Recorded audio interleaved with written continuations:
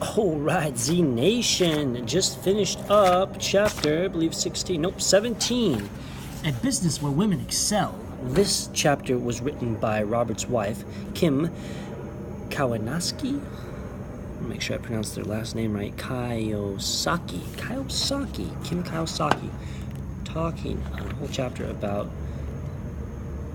how majority of people involved with network marketing are predominantly women. And again, this book is from 2009, and it gives a statistic. And again, statistics can be misinterpreted and certainly bent in a way to present information in a manner that could benefit the party presenting it versus maybe the actuality. But anyways, here goes. Statistics says that 88%, and this has to do with in the state, 88% of people involved, the gender involved with network marketing are predominantly going to be women, and this is the United States. So in this chapter, it mainly went into why women are such a great fit for network marketing, why a lot of women would benefit this as far as where they're currently at, probably focusing on women that have kids, stay at home and such, and have responsibilities that make it hard a lot of the time to have a full-time job, in a sense, depending on how young the kid is for sure, or kids. So statistics it gave, like 47% of women over the age of 50 are single. In other words, they are financially responsible for themselves. So these are statistics I'm about to read that present women in a manner of more and more women are not educated or prepared to take care of themselves financially, especially as they grow older. So again, I'm just reading right out of the book. This is none of that stuff's my opinion or anything. I'm just giving a little quick review of what I've read. Women retirement income is less than that of men because of the primary caretaker for the house or the home. A woman is away from the workforce on average of 14.7 years. That's a lot. Compared to 1.6 years for men. That's not much at all. Add this fact to the lower salaries women will still receive, and you'll have retirement benefit that are only about 1% of those of men. Women are expected to live an average of 7 to 10 years longer than men. Shout out to women for living longer, which means, that's from 2000 though, which means they must provide for those extra years. However, married women who are baby boomers can expect to outlive their husbands by 15 to 20 years on average. That is quite substantial for sure. Of the elderly living in poverty, 3 out of 4 are women. Really? So it just shows you, because women live so much longer, the older they get, it becomes certainly harder to find work, find employment, hence being in quadrant E or S, and very difficult to be in B or I would assume, as the older you get. Not saying it's not out of the realm of possibility. Talking about this idea of no glass ceiling in the corporate world. There's a glass ceiling that a lot of women hit as far as they can't climb the corporate ladder anymore, based off of how the environment for the working environment for a lot of corporations operate. The key is your skills, education, and experience. There are no limits and no ceilings, glass or otherwise, for women in the world of network marketing. No limits on income from network marketing. Increased self-esteem, talking about the self-esteem benefits as far as what it takes to create connections, relationships, networks in network marketing. It's exciting stuff, baby. Exciting stuff! Control of your time. Network marketing certainly allows for flexibility in one's own schedule as far as how much time they want to devote to building their own network, as necessarily you become accountable on a daily basis. You're accountable essentially to yourself.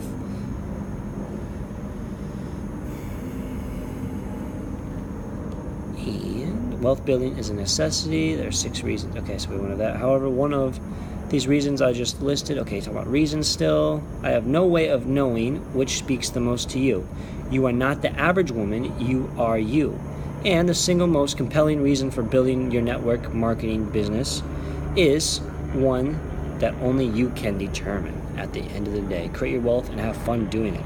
Making it fun will certainly lead to better success ultimately. When you do something fun, you become stimulated from it. When you do something that's stimulating, you hit that moment of flow. When you're in the flow, baby, anything is possible because you are heightened your senses, you're heightened your brain function, because you're in the moment. You're not thinking out of anything. You're not thinking outside of anything in the realm of what your eyes can see, what your nose can smell, what your ears can hear. All the sensory cues are lit up massively in the moment of flow, and all because you're having fun. Fun's the key. There's a lot of keys out there, though. There's like a jillion keys. You know the key guy, the key lock, the locksmith, or whatever the guy was in the Matrix? He had like that giant ring of keys. That's how I picture all the different keys you can use to live a fulfilling life. Different key characteristics. Oh, no pun intended. Oh. And such. That's what I enjoy about life. There seems like at times there's several clear paths you can take to be successful, but at the end of the day, there's like a jillion different ways. There's obviously a foundation of habits you want to have, but a lot of the time, there's a lot of flexibility in how you can approach life and go about it in a creative manner that maybe it's never done before, that leads to an abundance of success, rewarding experiences, meeting new people, meeting new people, the whole gamut of what it means to be a human, experience new relationships, enhance your relationships. My goodness, I can keep going on. I'm deviating myself from this chapter, almost 8 minutes in. Let's finish up on this chapter about women excelling in network marketing. Know what's important. On the very first date, Robert asked me if I wanted to do what I want to do with my life. I told him, and I wanted to run my own business someday. He said, I can help you with this. Within a month, we had a business going together.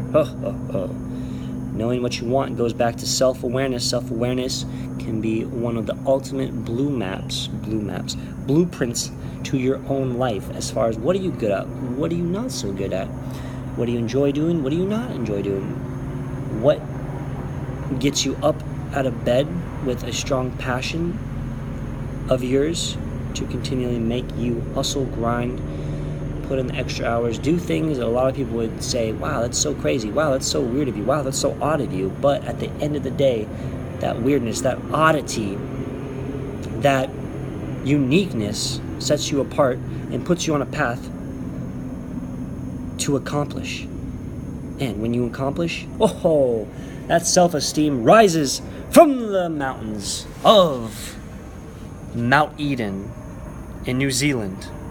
Ryman and Feynman.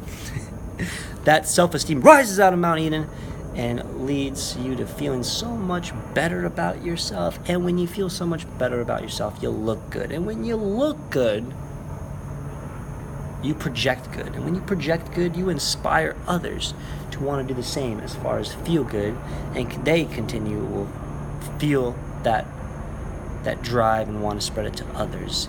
Again, I'm getting sidetracked from this chapter. I'm just feeling the creative buzz. I am feeling the wordage want to just roll out of my mouth right now. I am rolling in a river, but the river is completely dark with a helicopter up above, which you cannot see, describing my current environment that I'm in with no river, even though I just said there's a river. Finishing up here with the last little small paragraph, I learned that this is the essence of being an entrepreneur.